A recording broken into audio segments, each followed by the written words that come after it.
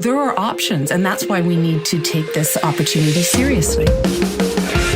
There's no way you can prevent global warming unless China is part of the solution. This is not normal male behavior. This is predatory behavior. We don't know how bad this bug is. We don't know what this bug does. All of that was thrown away in those 8 minutes and 46 seconds, and that's the moment that I became an abolitionist. Extraordinary claims require extraordinary evidence. Welcome to the Munk Debates. On every episode, we provide you with a civil and substantive debate on the big issue of the day to arm you, the listener, with enough information to make up your own mind. Today's debate, be it resolved, meritocracy is killing the middle class. When I stood in Downing Street as Prime Minister for the first time this summer, I set out my mission to build a country that works for everyone. Today, I want to talk a little more about what that means and lay out my vision for a truly meritocratic Britain that puts the interests of ordinary working class people first. As Churchill said of democracy, a meritocracy is the worst system to select a society's elites, except for all the others. And finally, new rule, if you believe in the philosophy of equality of outcomes, then you really shouldn't have watched the Grammys last Sunday. Because the Grammys are still largely about the idea that certain people do music better than others, and it's okay to reward them for it. That's called meritocracy. Hello, I'm your moderator, Rudyard Griffiths. Well, meritocracy is a philosophy that has long been celebrated in Western cultures. It's championed as a way of attaining success through hard work and skill. Society's best and brightest are supposedly rewarded based on their performance, not their background. But some people have started to poke holes in this theory, arguing that meritocracy, as it exists today, is an illusion. The meritocratic ideal that if you work hard, you can rise, you can overcome the inequality we've experienced in recent decades through individual mobility. That ideal is flawed. It's corrosive of the common good. That's philosopher Michael Sandel, a fierce critic of meritocracy. He argues that this foundational principle has been co-opted by society's elites so that they can control the transfer of social status and wealth to their children, promoting radical inequality and stifling social mobility. While not perfect, others argue that meritocracy is the best system we have to reward human talent. Meritocracy has transformed Western societies mostly for the better, giving the poor and middle class a chance at upward mobility in the collective pursuit of individual success. Social stability is stalling right now, but not because of meritocracy. It's due to our collective inability to complete the meritocratic revolution.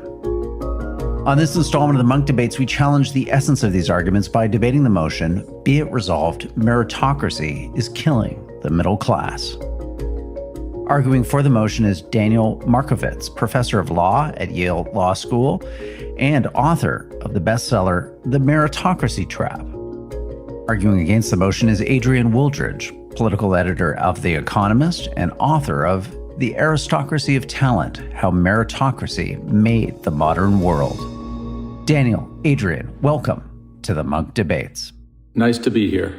Thank you for inviting us. An important debate today, in some ways a classic, but one that is, I think, more relevant than ever as societies kind of grapple with growing inequality, especially economic inequality that many feel has been exacerbated by the COVID-19 pandemic and the economic fallout from it. So we're going to have a far-ranging debate, a far-ranging conversation about the idea of meritocracy. Does it work? Is it in society's advantage? Could there be a different way of rewarding talent and distributing society's goods between and across individuals and communities? So the opportunity to tap into both of your thinking on this, which is broad and in-depth, is a privilege indeed. Our resolution today, be it resolved, meritocracy is killing the middle class. Daniel, you're arguing in favor of the motion, so I'm going to put a couple minutes on the clock and turn the program over to you for your opening statement. Thanks again for having me. So meritocracy was invented and embraced by people who wanted to break an old aristocratic elite and open up advantage to outsiders. And the logic behind that was straightforward. Nobody has a monopoly on talent and effort. And so if society makes advantage depend on individual accomplishments, then outsiders will start getting ahead. And initially, that's in fact what happened. The old aristocratic elite was, to be blunt, neither particularly smart nor particularly hardworking. And insurgents and upstarts who had more talent and a better work ethic broke into the elite throughout the rich nations of the world and used meritocracy to get advantage. What's happened since then, though, is that the mechanism has started to function very differently. The new meritocrats, the people who themselves got ahead based on their talent and their effort, are unlike the old aristocrats in that they have an unrivaled ability to train their children and an insatiable appetite for training their children. And this has the result that meritocracy now excludes the broad mass of the population, in particular the middle class, from meaningful advantage, because nobody else can compete with the training that rich people can buy for their children. And then in the labor market, meritocracy has remade work in such a way that precisely the skills that only elite educations can give have become incomparably more valuable than before. And so work has been remade in education's image, again, to favor the elite graduates of elite colleges who themselves had elite parents. Very concretely, what has this done to the middle class? At school, for example, rich children in America score 250 points higher on the SAT on average than middle-class children, which is twice as big a gap as the gap between middle-class children and children below the poverty line. So it's small wonder that meritocratic colleges like Harvard, Princeton, Yale, and Stanford have more students in them from the top 1% of the income distribution than from the bottom 60%. At the same time, at work, the elite jobs that graduates of those elite schools now monopolize are paid much, much more than they used to. And the growth in wages of the elite jobs has far outstripped the growth in wages of middle-class jobs. In 1960, a doctor might have made 4 times as much as a nurse. Today, it's 8 times as much. A law firm partner might have made 5 times as much as a legal secretary in 1960. Today, it's 40 times as much. And when Rockefeller took over a bank in 1960, he made 50 times as much as a bank teller. Today, Jamie Dimon, who runs the successor bank, makes 1,000 times as much as a bank teller. So what meritocracy has done in brief is it has restructured education in such a way that having rich parents is almost a necessary condition for getting the kind of education that you need to get ahead. And then it has restructured work in such a way that having that elite education is almost a necessary condition for earning high incomes. And the middle class has been left behind and shut out by these well-intentioned but now misfiring innovations. Daniel, thank you for terrific opening statements, setting out your views succinctly and to the point. We're now going to get the con argument on today's resolution. Be it resolved, meritocracy is killing the middle class. Adrian, your opportunity for your opening statement. Aristotle once said that a healthy middle class is vital to the health of society, and he's absolutely right. And there is certainly a big problem with the state of the American middle class at the moment. The middle class is bifurcating. The American people are sick and tired of growing income and wealth inequality in our country, where 2 people now own more wealth than the bottom 40%, where the top 1% owns more wealth than the bottom 92%, and where 45% of all new income has gone to the top 1% since 2009.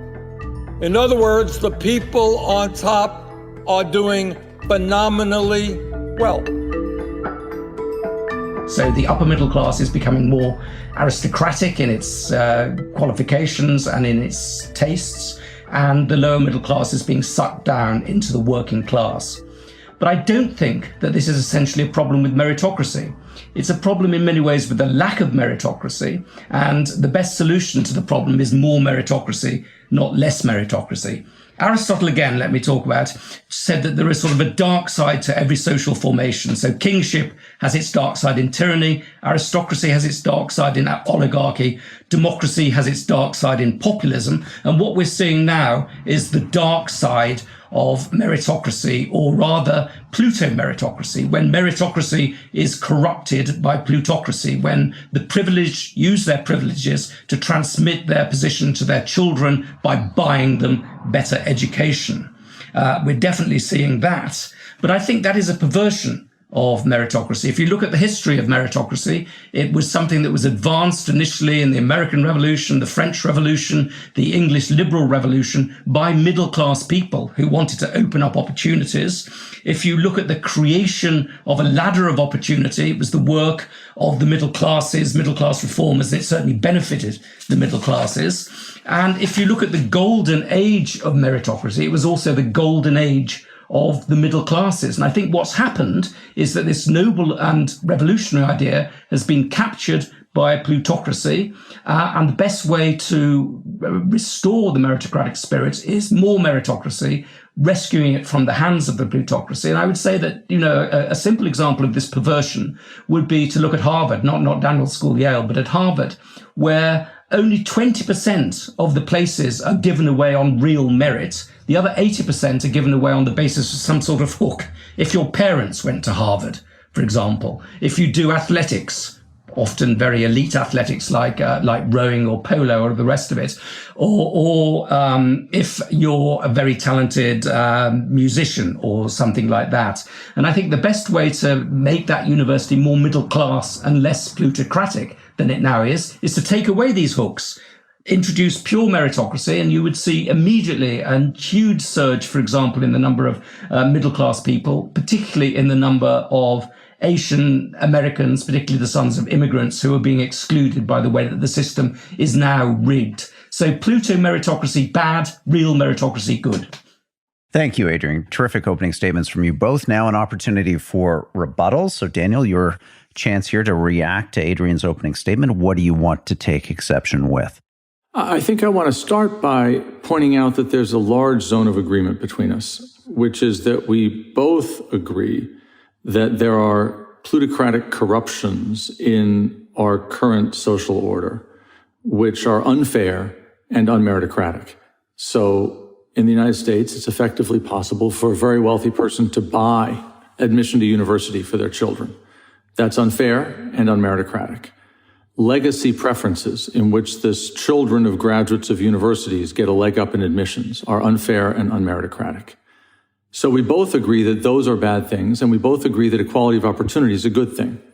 I think the point on which we disagree, and this is, I think, an important point for us to return to again and again throughout this discussion, is whether the greater part of the violation of equality of opportunity stems from these non-meritocratic forces or stems from meritocracy itself. So let's take university admissions. A recent study put out by Georgetown Center on Education points out that if university admissions were based exclusively on the SAT, elite universities would be full of richer and whiter students than they're full of now. The reason why is that the SAT is supremely teachable.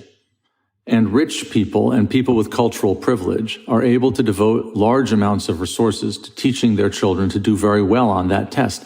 That doesn't mean it's not meritocratic. Unlike having a father who went to Harvard, doing well on the SAT measures something that's genuine accomplishment. But because accomplishment responds to training, and because rich people can buy more training, meritocracy itself becomes an engine of exclusion and of middle-class suppression. And the real question for a debate like ours is how important that effect is relative to the forms of corruption that Adrian talked about, which we both agree are corrupt and unacceptable. The question is, if you got rid of those forms, would you cure the bigger part of the problem the middle class is facing, or only the smaller part? And my view is you would cure only the smaller part. which is why we need to find a new way of allocating advantage that's not purely meritocratic if we want to save the middle class. Thank you, Daniel. Adrian, your opportunity now for rebuttal also. Sure. Daniel talks about the way that meritocracy is, as it were, self-perpetuating, that the people who come to the top in part because they're clever, and they certainly try and preserve their position, not just through corruption, but by transmitting their privileges to their children, by investing an enormous amount in education. There's clearly a great deal of truth in that, but I think there are two big problems with that argument. First is the problem of regression to the mean, that according to the principles of genetics, it should be the case that very bright people have slightly less bright children on average over time. And it's also the logic of numbers, that the sheer number of exceptionally bright people in the broad population is vastly going to outweigh the number of bright people who are the children of 2% of the population. So if we had a fully functioning meritocratic system, it would counteract this tendency towards the perpetuation of the elite. Secondly, Daniel's point about the nature of the economy being distorted by the existence of an elite which essentially manipulates the system in order to give itself and people like itself big advantages. I think there's some truth in that. But is it that the economy is being distorted, or is it that certain chunks of the economy just reward high levels of talent by their very nature? So they do it. That happens in the finance sector. It happens in the IT sector. As Bill Gates is very fond of pointing out, people who are really, really, really good at IT just add an enormous amount of value. So that may be something that's not a distortion, but is a reflection of changes in the nature of the economy. And secondly, I think it's very important we fixate on, the east and west coasts in the United States, and we see this image of a very divided society because of those coasts. But there are big chunks of the United States which have a different sort of economy, which is much, not egalitarian, but much less divided. I remember going to visit Coke Industries in Wichita, Kansas, and you see a whole bunch of people there who are doing very well, but they went to pretty ordinary schools. They have pretty ordinary attitudes. They're regular Americans. So there are parts of the economy which are still preserving this much healthier middle class. Let me say something about each of Adrian's 3 points, starting with the last one, namely that there are parts of the United States, as there are parts of the United Kingdom and Europe, in which there is more equality and a thriving middle class. I agree with that entirely, and it's important to study those and to learn what is going well there so that it can be replicated elsewhere. My only caveat is that those tend not to be the parts of the society or the economy where there is the highest level of growth and dynamism right now. And the trick for replacing meritocracy with something better is to capture and sustain the growth and dynamism that meritocracy has enabled while suppressing its tendencies towards inequality and exclusion. So that's the first point. Two other points. Adrian talks about regression to the mean in genetic intelligence. I agree with that. And if I thought that the main mechanism by which meritocracy produces inequality was a genetic one, I would, a little ironically, be much less pessimistic than I am. I think the main mechanism is not nature, it's nurture, it's training. And I'm skeptical of actually genetic explanations of people's adult abilities. Instead, what I think the rich do is that they buy intense and enormous amounts of training. The average elite private school student gets over $75,000 a year spent on her education in the United States today, compared to $12,000 to $15,000 a year for the average public school student. The pandemic has made this only worse. The average American public school student has lost 60 days over the course of the pandemic in which they have had no contact with their school at all. The average elite private school student has lost 0 days of no contact with their school. So that's the mechanism. And that mechanism, interestingly, does not suffer from regression to the mean because elite families just keep investing in their children. And if they're unable to do it well themselves, there's now an entire ecosystem and infrastructure which allows them to pay others to do it for them. One final point, which I think is very important, and I hope we can spend some time on in this discussion, the question of how the economy is restructured so that the highest paying jobs are ones that only elite educated people can do. I think there's a real question here. How many of those jobs are in fact really very valuable and productive, and how many are not? I agree that some of them are. People who innovate in medical science, for example, are both meritocrats and extremely socially valuable. Others, I'm less sure. Take finance today. There's no question, as Adrian says, that very, very talented people are extremely valuable to their employers and their clients in finance today. At the same time, the best studies suggest that finance as a whole is no more effective for the overall economy than it was 50 years ago when it was much less meritocratic. What's happened is that we have restructured finance to move away from a sector that used middle-class, mid-skilled workers to produce social value by increasing volume of employment, to a sector that uses a small number of elite super-skilled workers to produce roughly the same per worker social value, but pay the workers much, much more. And so a real question for us is how much of our meritocracy has produced innovation on the finance model versus how much is producing innovation on the healthcare model. Thank you, Danielle. Adrian, do you want to come back on those? Or I've also got a burning question for you if you'd like to take that instead. Well, let me just come back briefly, because Daniel and I agree on an enormous amount here. I certainly think that we do have a problem with the sort of oligarchy, let's call it that, or a Pluto meritocracy, a group of people who have captured the benefits of society and are perpetuating their positions.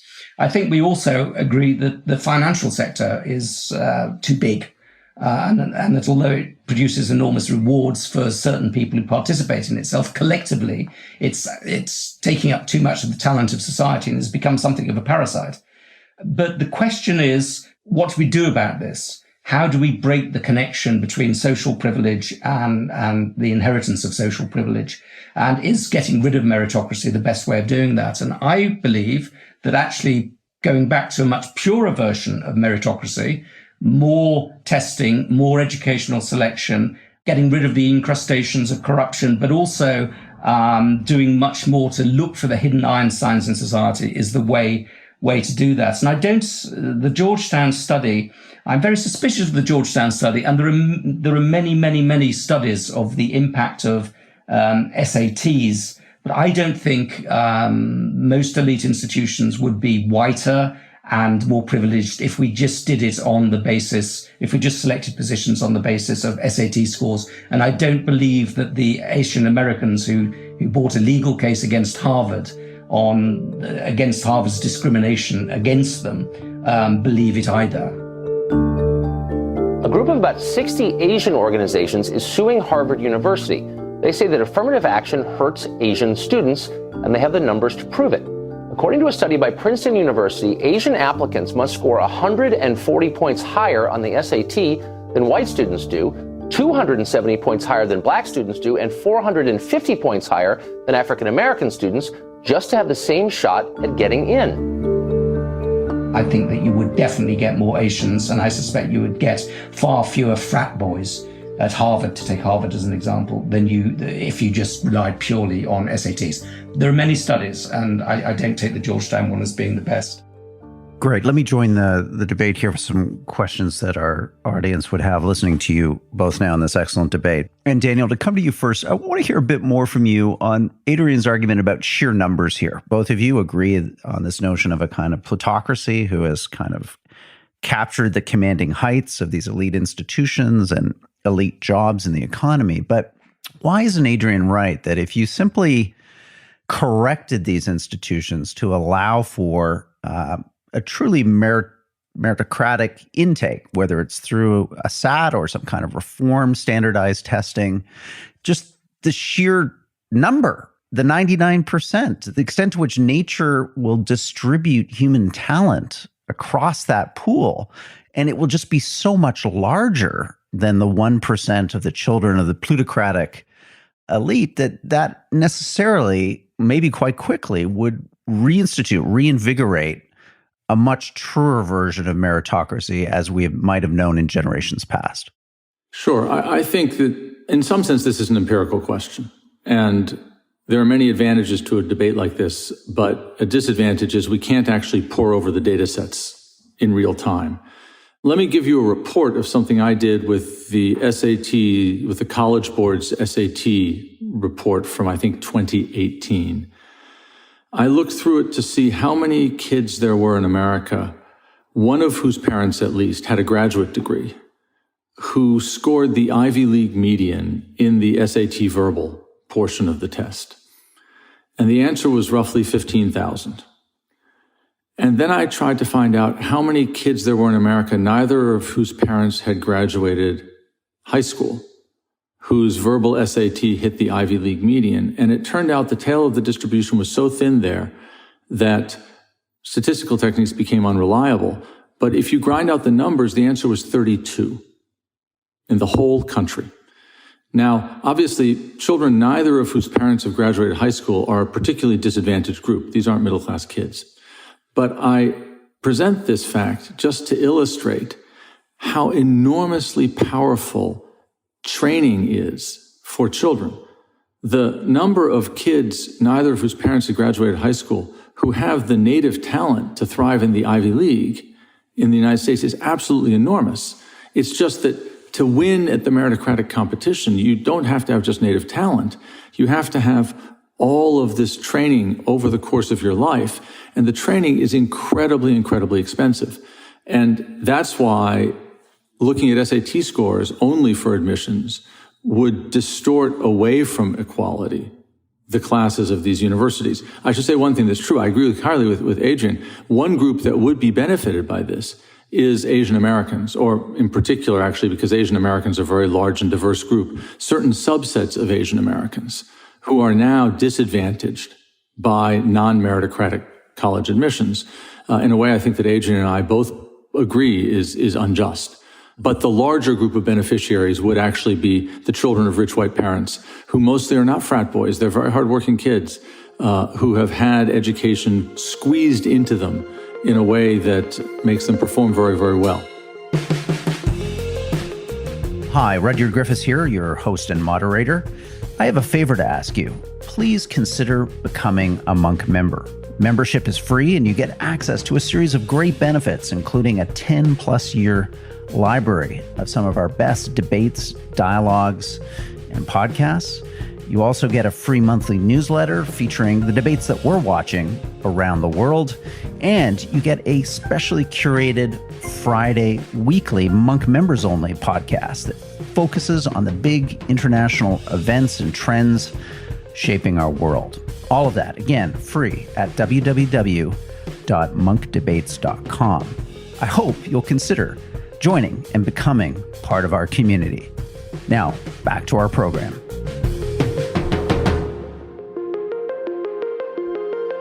I want to remind our listeners, our debate resolution today, be it resolved, meritocracy is killing the middle class. Adrian, you've been arguing against this motion.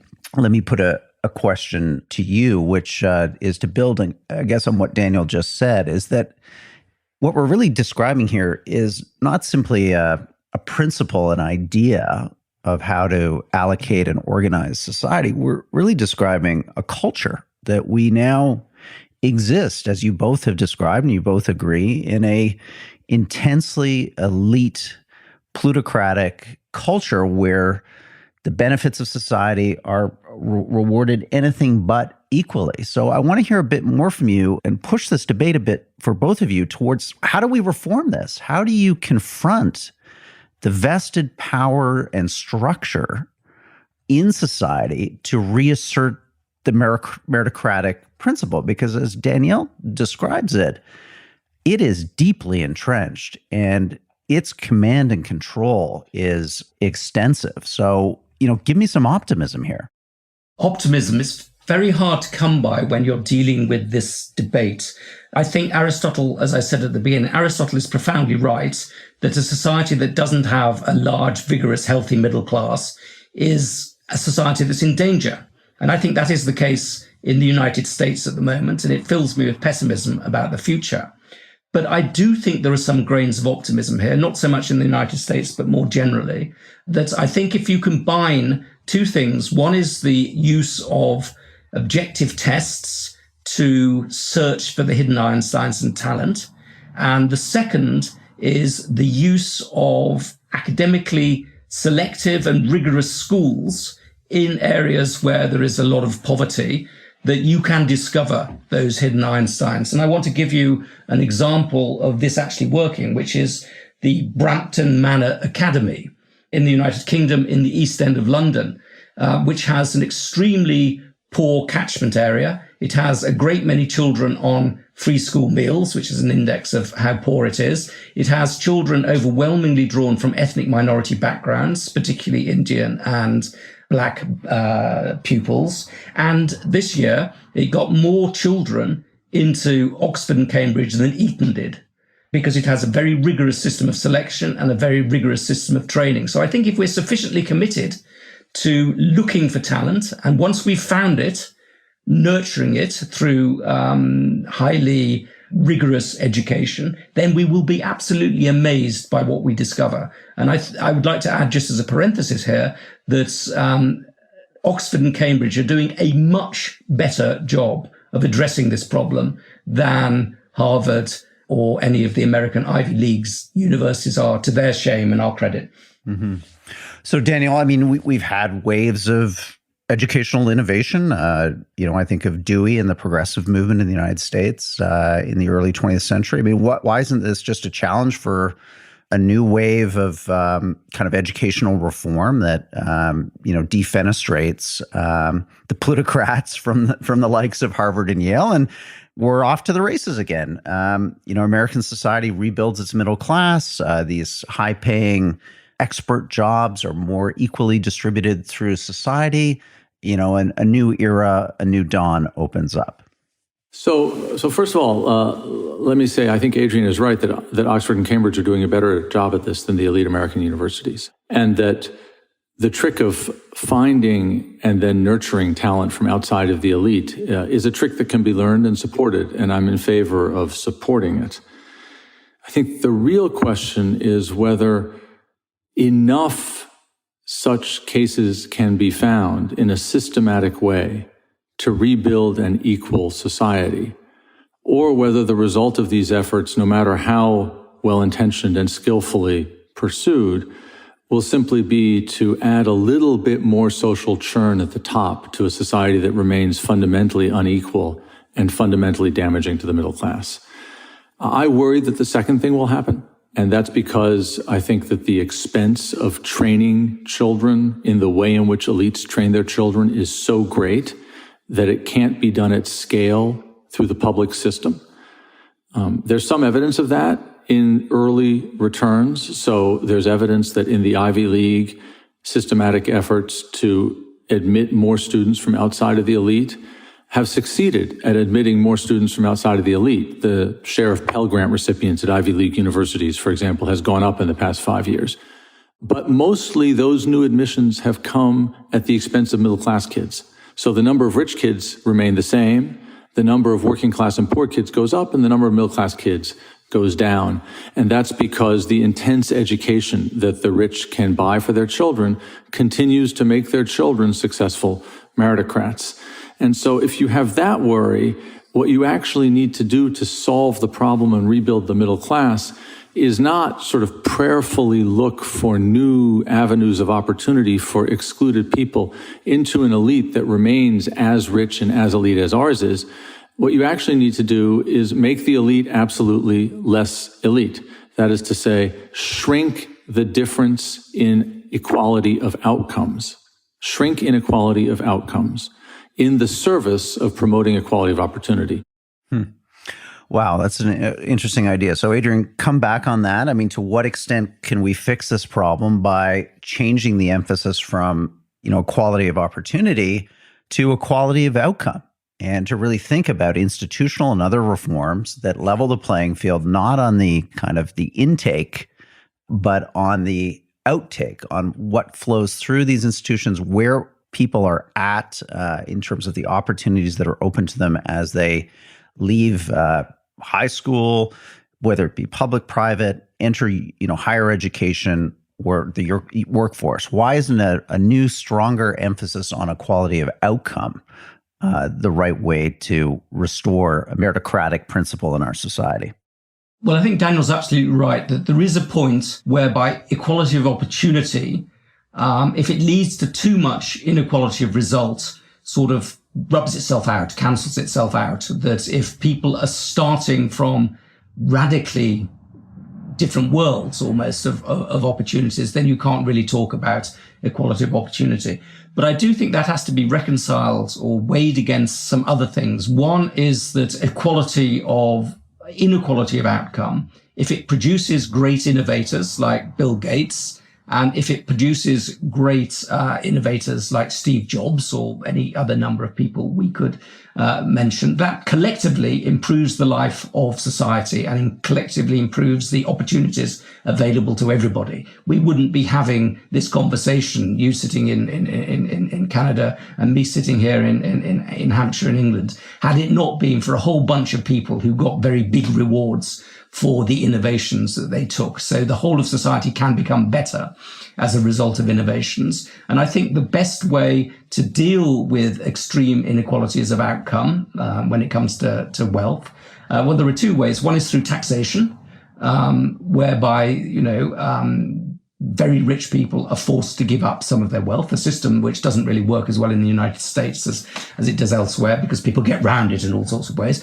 but also a public education system which provides a chance for really good, rigorous education to a broad base of people. And I also thought that let's try a thought experiment. What would you rather have?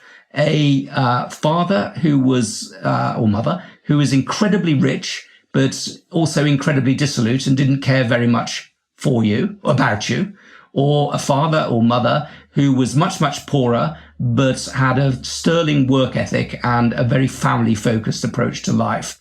I think the second would be preferable, and the second would probably give you better life opportunities. So, I think having a culture that's focused on effort, reward, getting ahead in life is, which we would associate with the broad middle class, is an incredibly valuable thing in itself and produces very good outcomes for the whole of society. So, Daniel, I want to pick up on a key point of Adrian's here, and it's something we touched on briefly earlier in the debate, but it really does need to be underlined and fleshed out, which is this idea that if you calibrate too much for an equality of outcome as a fix to the plutocrats having captured the machinery of meritocracy, you lose what has been so essential, the kind of miracle of meritocracy over the last century or more, which is this incredible productive energies that it releases in society, the innovation, the progress. Are you concerned or not that we are in danger here of wrenching the machinery, the plumbing of society in ways that could lead to some very negative and profound consequences in terms of very basic things like our pace of progress, our ability to innovate, our ability to materially improve our lives if we monkey around too much with the current meritocratic system? Look, someone once said that to reject an extreme is not to embrace the opposite extreme. And I wholeheartedly agree that something resembling meritocracy, some sense that my advantage, my private advantage, my social status, my income and wealth should be connected in some way to my being actually good at doing things that are valuable to society, is an essential part of any growing, innovative social and economic order. The countries of the Eastern Bloc were not famous innovators between 1950 and 1990. On the other hand, we are now at such an extreme of inequality that it's more likely that inequality and the ability for exceptional people to capture enormous private wealth is hampering growth and innovation than that it is now driving growth and innovation. People like Goldman Sachs are starting to worry and to warn their clients that inequality is suppressing growth. Overall, GDP per capita growth and total factor productivity growth, which is the way in which economists measure technological innovation, has not been higher in the 3 or 4 decades since 1980 than it was in the decades after the Second World War leading up to 1970. So I think we're now at a point at which the kind of inequality that we have in outcomes is actually suppressing innovation and growth, or rather distorting innovation and growth so that people invent things like the leveraged buyout, which are very, very good for a small number of people who want to get very, very rich, but not actually good for economic production, the general middle class wage, social stability, democratic politics. And if we suppressed inequality of outcomes in some considerable degree, we would actually trigger innovation, industry, and growth. Let's go to closing statements. This has been a terrific debate. Our resolution today, be it resolved, meritocracy is killing the middle class. Adrian, you've been arguing against the motion. Sum up this debate for us. What are the key points that you want to leave our listeners with?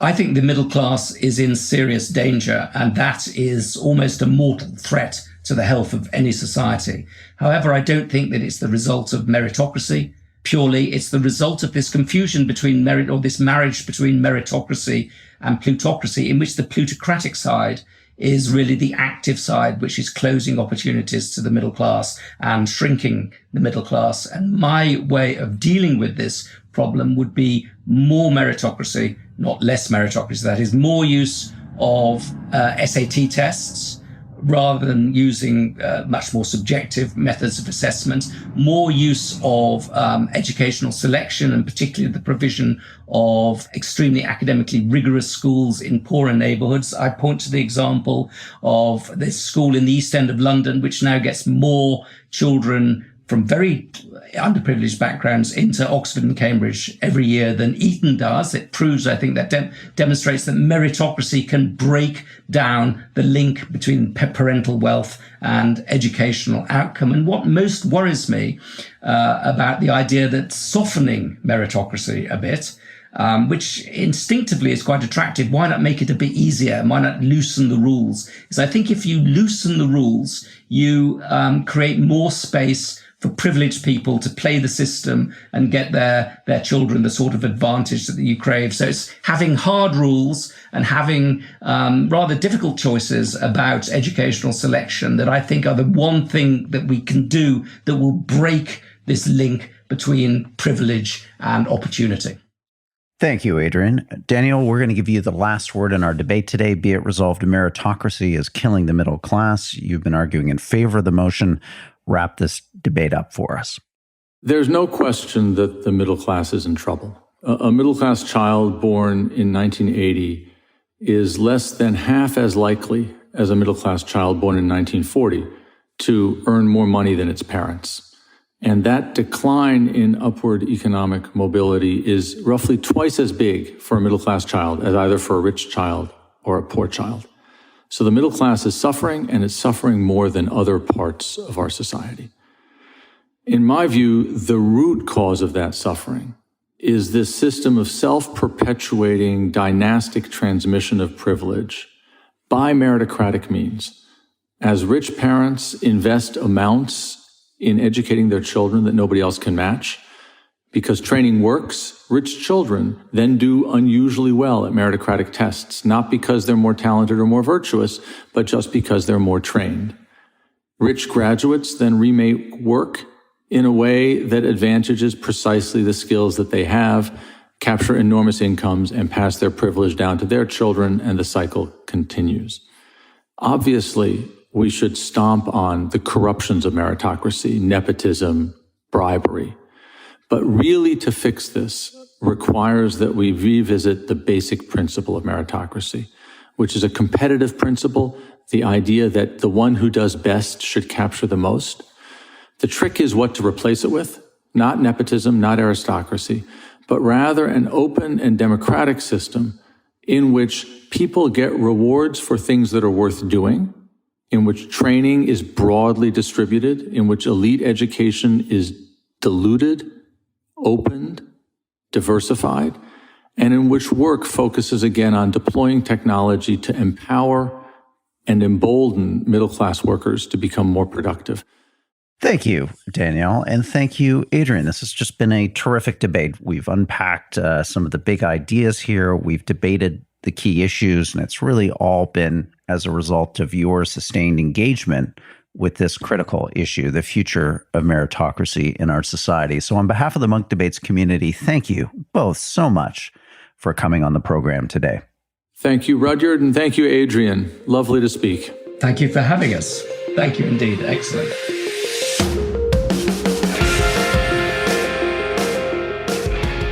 Well, that wraps up today's debate. I want to thank our participants, Daniel and Adrian. They certainly gave us a lot to think about. If you have feedback or reflections on what you've just heard, please send us an email to podcast@munkdebates.com. That's MUNK, debates with an S.com. Here's a note from Diane about our recent Munk Debate podcast on Afghanistan, which was released before the full withdrawal of U.S. troops. Diane writes, Dear Rudyard, it was interesting to listen to this debate again after the rapid triumph of the Taliban. I'd be fascinated to hear a new debate on the question of whether the West has any continuing responsibility for alleviating the humanitarian disaster that the Taliban are about to unleash on the country. Thanks, Diane. Great advice. We will look into that. A reminder also that our Munk Members Only podcast, featuring yours truly and Janice Gross-Stein, the founding director of the Munk School of Global Affairs, comes out every Friday. It's yours free to listen to as part of our complimentary basic membership of the Munk Debates. You can access that membership again for free at www.munkdebates.com/membership. Thank you for being part of our community and supporting our efforts to promote the art of public debate. I'm your host and moderator, Rudyard Griffiths. The Munk Debates are produced by Antica Productions and supported by the Munk Foundation. Rudyard Griffiths and Ricky Gurwitz are the producers. Api Raheja is the associate producer. The Munk Debate podcast is mixed by Kieran Lynch. The president of Antica Productions is Stuart Cox. Be sure to download and subscribe wherever you get your podcasts. And if you like us, feel free to give us a 5-star rating. Thank you again for listening.